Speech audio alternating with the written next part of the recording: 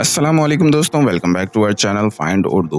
Wonder wonder का मतलब है ताज्जुब या हैरानी। वंडर का मतलब है एक स्ट्रॉन्ग फीलिंग ऑफ अमेजमेंट या क्यूरियोसिटी।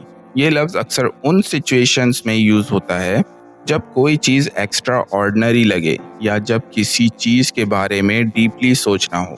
ये पॉजिटिव और इंस्पायरिंग चीजों के लिए ज्यादा यूज होता है। फॉर एग्जाम्पल, उसने तजुर्बाती लेबोरेटरी देखी और वंडर महसूस किया। I wonder how they built such a sky scraper.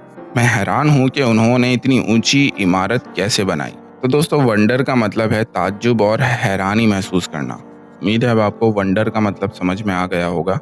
मिलते हैं नेक्स्ट वीडियो में। शुक्रिया।